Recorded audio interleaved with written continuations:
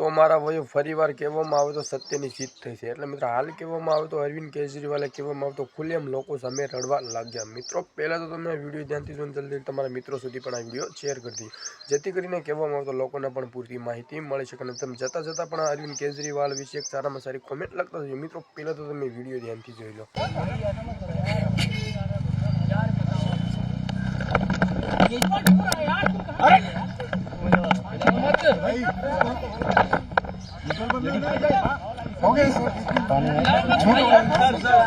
संभालिए sir, अपने आप संभालिए, हिम्मत सर, लाओ मत भाई।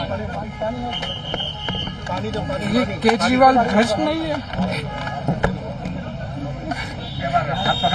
मैंने केवल अपनी जिंदगी में ईमानदारी कमाई है, इन्होंने झूठा केस लगाया और आज ये साबित हो गया।